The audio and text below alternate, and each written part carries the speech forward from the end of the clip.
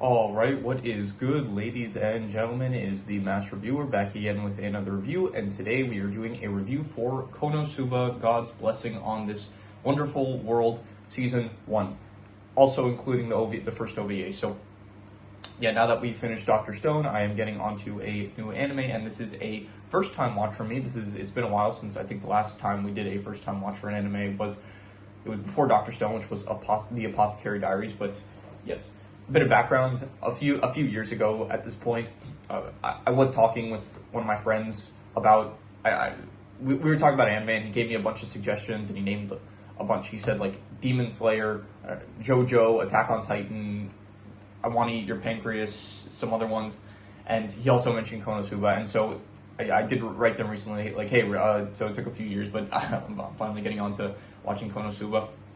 So, yeah, I'm not going to get into my whole... once again, I still like kind of randomly choose what I watch, but it's also now like a mix of slight bit of choice in there.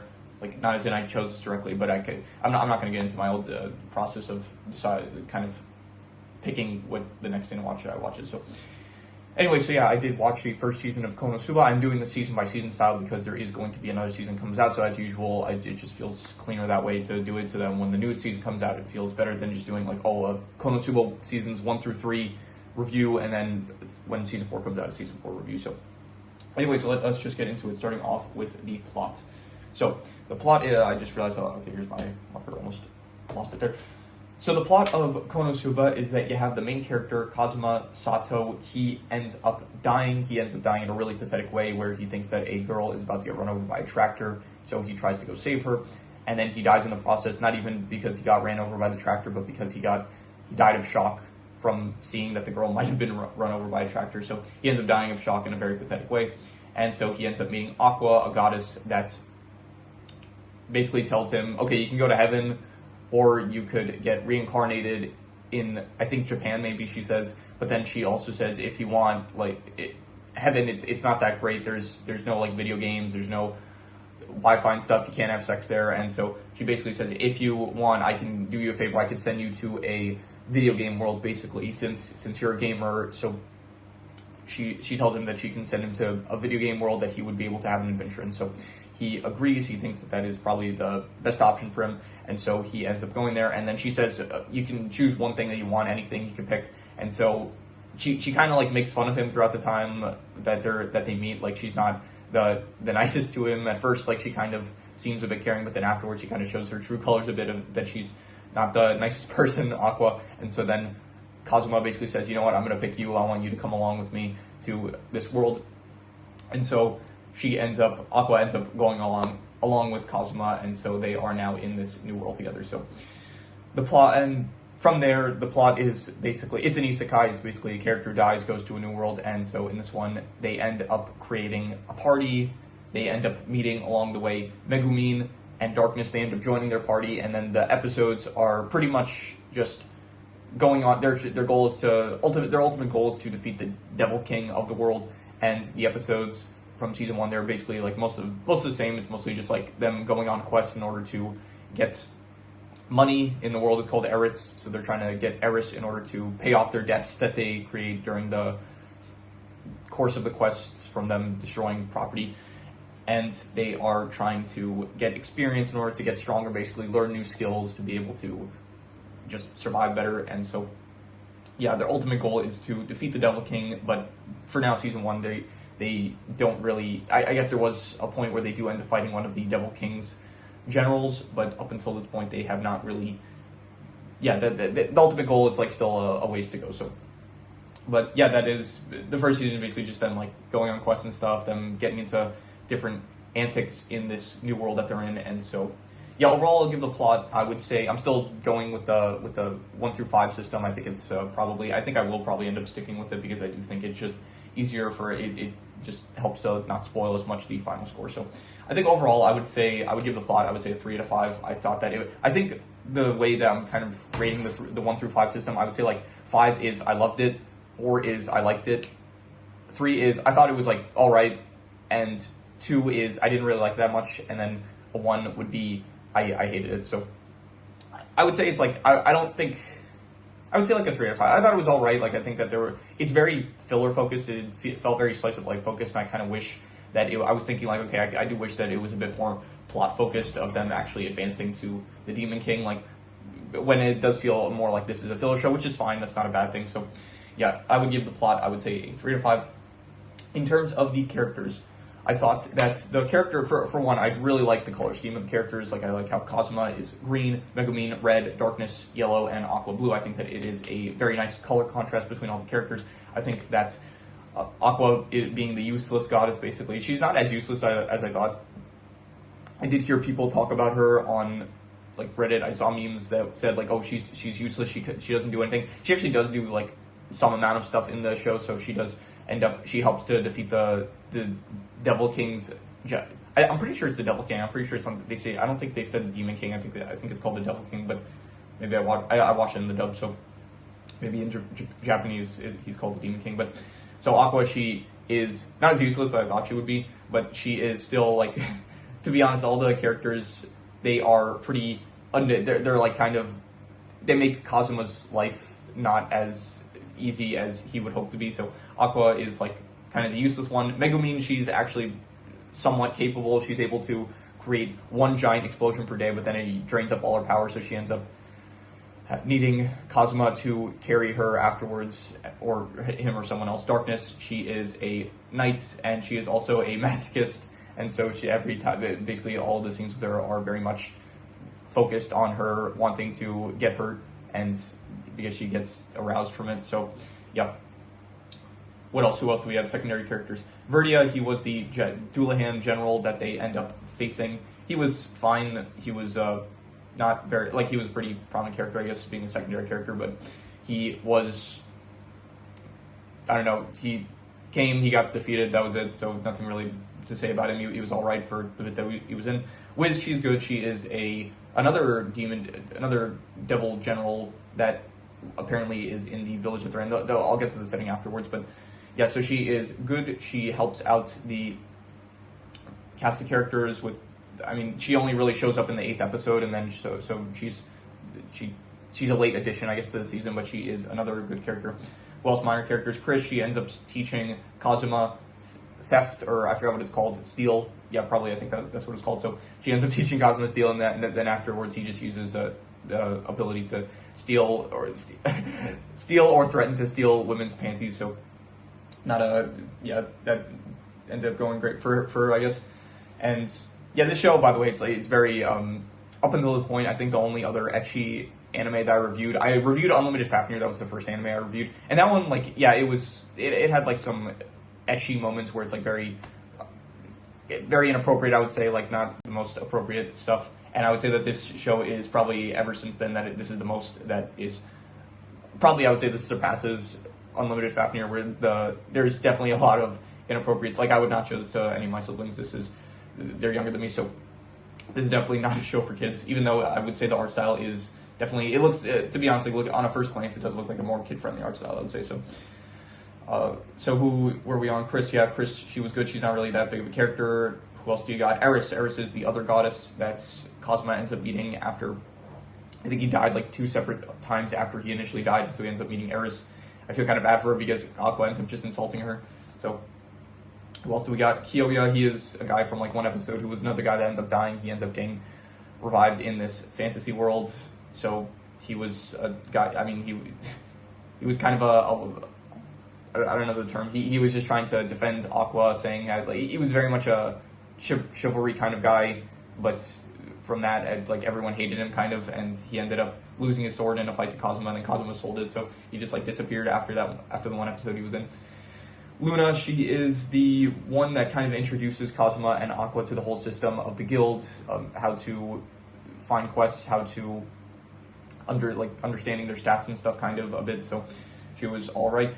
Other than her, is there anyone else? There's also like a lot of just side characters. Like there's just some other characters, like some people from the village, like warriors and stuff, that kind of show up here and there that are not really main characters. So yeah, overall that is pretty much most of the characters. And so yeah, overall I do the characters, I would say probably I go a 7.5. I would say that the characters were very good. I enjoy them. I do think that it can be a bit repetitive at times with some of the character traits with Aqua being kind of a bit, not the most helpful in certain situations.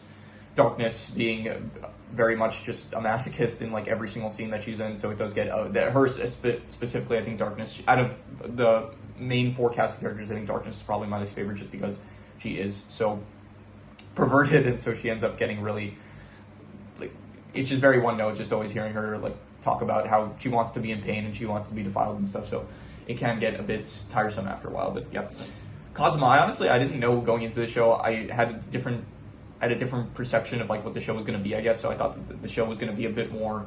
I didn't think it was going to be like Kazuma very much annoyed by the entire cast of characters. I thought Kazuma was going to be the one that was causing most of the trouble. So turned out I was mistaken on that part. He is a good lead character. I thought that I thought he was good. Megumin, I would say probably at the moment she's probably my favorite character. I think she has the best design of the red and stuff. I think like yellow is one of my favorite colors, but I do think that the red that Megumin has, like I like the hat with like the face on it. I think it's cool. I think the explosion magic is also pretty cool. And so yeah, I'd say Megumin at the moment she's my favorite character.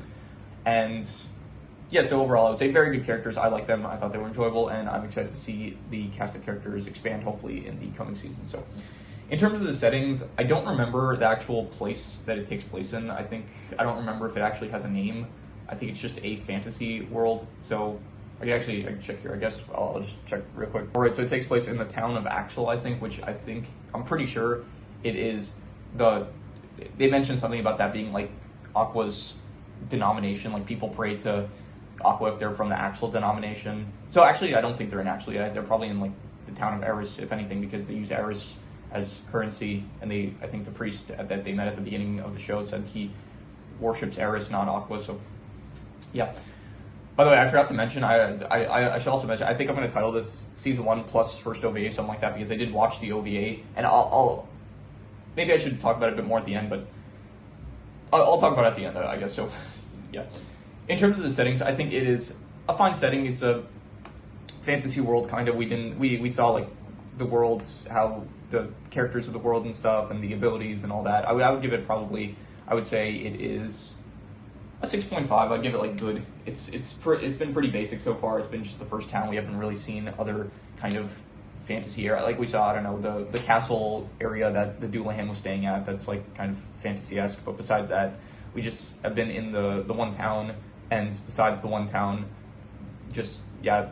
It's good. The world itself is kind of cool with like the abilities and stuff. It does feel like an isekai, definitely, but I would say it's a bit plain. So for now, I'm just gonna say it's good, but not better than that. In terms of the art style, I will go an 8 out of 10. I would say that it's great art style. It's very simple, I think, but it works. I think it looks very clean. Comparing it to the most recent thing that I finished, which was Dr. Stone, I think Dr. Stone, it's more visually striking, and so I do kind of like it being more unique, whereas this feels a bit more just simple, but I think that it is very effective. It's like less is more, kind of feels like. So yeah, I think all the characters look good in the art style, and once again, the color scheme, I do really like the color scheme of the characters, like the blue, the green, the red, and the yellow. I do of the main 4 characters, I think that it is very visually appealing, so I will give 8 out of 10 for the art style. In terms of the comedy of the show is it's interesting, definitely. I thought that it's very much like, I'll say this, the timing is great. I like it, there's a lot of well-timed jokes in it, so I did think that was good. And my friend told me, like, he was like, oh, it's a really funny show. And I would say it's funny, yeah. I would give it like probably I'd go like a 7.5 for the comedy. I think that there was some jokes that didn't land, but I think that a lot of them ended up landing for me. And there was definitely a lot of moments that I was laughing out loud during this, so I would say that it was very good comedy. And yeah, it wasn't like consistently funny the entire way through though, but I did think that there were a lot of good lines from the characters, a lot of like very well-timed jokes and stuff, a lot of good setups for jokes, I think. So definitely I would give a 7.5 for the comedy. And yeah, in terms of the worst thing, I would say the worst thing is probably just I don't know about the repetitive nature, but kind of just the fact that it felt like it's a bit more slice of life than I was kind of hoping for.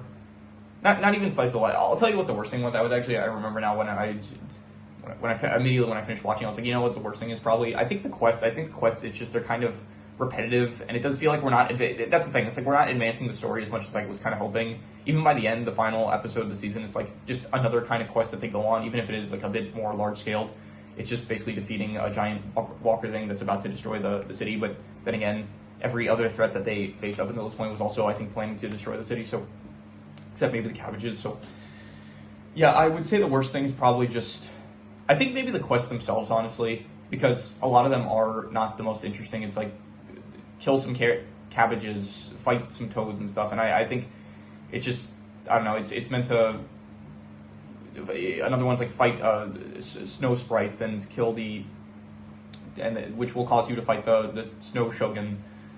And so, I don't know, the quests themselves, they feel just a bit repetitive, and it feels like we're not making progress at this point, and so, yeah, I'll say the quests are probably my least favorite thing, and I will get also like the surprise stuff of like fight the dual hand and stuff and whatever. So I'll say, yeah, I don't know, either the quests / just like the fact that I feel like we're not making a lot of progress, I would give probably I'll go like a 5 out of 10. I don't think it like ruins the show, but it is something that I kind of wish was a bit, I don't know, I wish we were just advancing a bit more than I just wish there was a bit more like stuff going on in terms of, I don't know, maybe the quests, they start getting a bit more focused on the story itself and not just them, I guess, or at least show like the progression of the characters, maybe show that like have a visual maybe when they level up or something, so it feels more impactful than it, rather than just hearing certain characters say like, oh, I reached a new level, oh, I'm level 22 or something. So yeah, in terms of the best thing, I would say that the best thing is, I would say like, yeah, I'll just reuse the best score, which was the art style. I do like the art style a lot. I would give it an 8. It looks very visually nice, I would say, and so I'm just going to reuse the best score,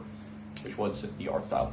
And before I get into the final score, I will just talk about the OVA slightly. So I do think there's 10 episodes in the first season, and when you get to episode 9, it's like borderline hentai, and yeah, so very, very inappropriate. And then when you get to the OVA, that somehow gets even more like borderline, like not even borderline hentai. I think it's just like straight up getting to hentai territory with the OVA. The OVA basically just being they introduced a new character, Yun. I think it's meant to like kind of just introduce her earlier on, so that way the next season you can just kind of know her character. So it introduces Yun, who is the self-proclaimed rival of Megumin, and she basically, it's not really focused on her, she's just there. But Kazuma, he puts on a choker that is supposed to like, it only comes off if you complete the wish that you wished for. So Wiz, it's from Wiz's shop. Wiz basically says like women put it on in order to lose weight, so that way they'll be motivated to lose the weight, because if they don't, then they'll die from suffocation. So, or maybe it's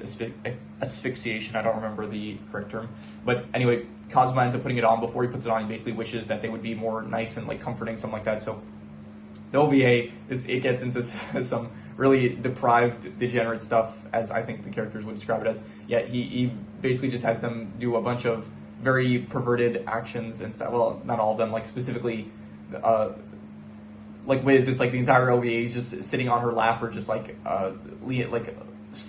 lying on her basically. For some reason he gets Darkness to do a bunch of exercise. Aqua, he just goes to like fetch him food, and then this is really like gross, to be honest. He gets like Megumin and Yun. He just, I don't know, he gets them to do really some stuff where I'm pretty sure for the characters' ages this is like borderline illegal. So I think OVA means like original video animation. So maybe they were planning to have this in the episode originally, but then maybe the creators like, okay, this is like too much even for this kind of show. So yeah, it gets into some pretty bad stuff where he's having them play like strip rock paper scissors and stuff. So really just like, I get that it's an ecchi show, but even this is like, it feels like it's pushing the line a bit. So yeah, it was like kind of funny, I guess, at times, but even so, it felt more like uncomfortable, if anything. So yeah, I would say that the OVA, it was probably best that it wasn't part of the mainline show. But yeah, I guess those are my brief thoughts on the OVA. And yeah, so overall, I would give let's do, yeah, so that's everything, so I'm going to do the calculations. So King Crimson. Alright, so it ends up coming out to about a 7 out of 10, and that would be pretty good, and I think I'd probably go, yeah, 7 out of 10, I would say that it was pretty good. I guess, I don't know, I was going into it, I had like decently high expectations, and I would say those expectations were maybe not met as much as I would hope. Like, I was expecting it to be good. I would say it's pretty good, 7 out of 10, so I would say that's about, good, like, decently met expectations. So first season, introduction season. Hopefully, next few seasons, the score will raise, and yeah, 7 out of 10, pretty good, I would say. So yeah, that is pretty much all there is to it. So if you have any recommendations, any shows, movies, video game stories, anime, manga, web series, anything that you want me to review, leave it in the comments and I will maybe possibly check it out. But with that said, that is pretty much all there is to it. So let's leave it at that.